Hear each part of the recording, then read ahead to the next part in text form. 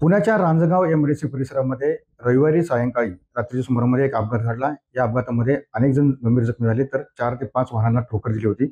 मात्र जो अपघातग्रस्त व्यक्ती होता तो रांजणगाव पोलीस स्टेशनचा कर्मचारी असल्याची माहिती मिळते। माहिती देण्यासाठी आपल्यासोबत पोलीस निरीक्षक महादेव वाघमोडे सर आहेत। सर, खरं तर रविवारी अपघात झाला, पोलीस कर्मचाऱ्यांनी अनेक वाहनांना ठोकर दिली, सीसीटीव्ही समोर आलाय। बरोबर दिनांक 12/10 म्हणजे परवा रविवारी संध्याकाळी रात्री 10:30च्या सुमारास पोलीस हवालदार इनामे हे रांजणगाव पोलीस स्टेशन येथे कर्तव्यावर आहेत। त्यांचं कर्तव्य आटोपून घरी जात असताना सदरची घटना घडलेली आहे।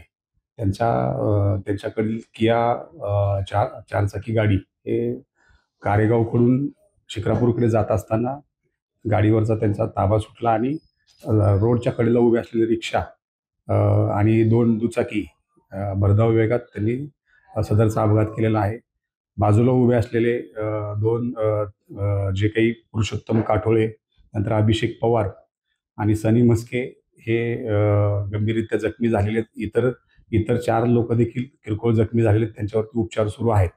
सदरबाबतची रात्रीच्या वेळेस घटना घडल्यानंतर दुसऱ्या दिवशी लगेच तिथं जे उपस्थित असलेले साक्षीदार यांचा शोध घेऊन आपण जे पोलीस हवालदार इनामे यांनी सदरचा भरधाव वेगात गाडी चालवून जो गुन्हा केलेला आहे त्या संदर्भात गुन्हा दाखल आहे। या संदर्भातले काही सीसीटीव्ही फुटेज देखील आपण जप्त करण्यात आलेले आहेत। त्याचप्रमाणे सदर अंमलदार याचं ब्लड सॅम्पल देखील आपण जप्त करून ते सीए तपासणीकरता पाठवण्यात आलेले आहे। या संदर्भात रांजणगाव पोलीस स्टेशन येथे गुन्हा रजिस्टर नंबर 381/2025 भारतीय न्याय संहिता कलम 281, 125A, 125B 4 त्याचप्रमाणे मोटर वाहन कायद्याअंतर्गत सदर पोलीस हवालदार इनामे यांच्या विरुद्ध गुन्हा दाखल करण्यात आलेला आहे। मात्र ज्या पद्धतीने पाहिले की हा अपघात रविवारी घडलाय, मात्र गुन्हा दाखल करण्यासाठी उशीर झाला आहे। तसा उशीर नाहीये झालेला, कारण रात्रीची घटना होती। संबंधित हे जे जखमी आहेत त्यांना उपचार कमी दाखल करण्यात आलं होतं। त्यानंतर रविवारीच आपण त्याच दिवशी लगेच काल दुपारी दाखल केलेला आहे गुन्हा। जे आपले कर्मचारी आहेत ते कर्मचारी कुठेतरी मद्य प्राशन केलं होतं असं काहीतरी बाब समोर आली।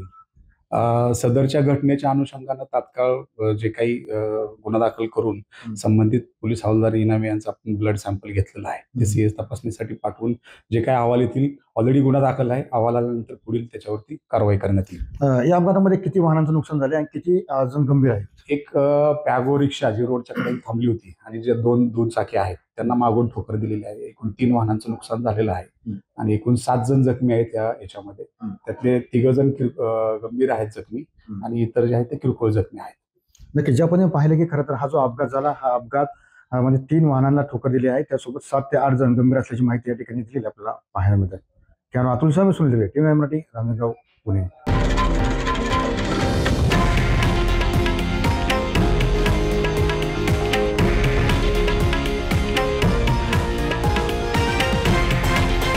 हे आहे देशातील नंबर 1 न्यूज नेटवर्क आणि आपण पाहत आहात TV9 मराठी, एकमेव।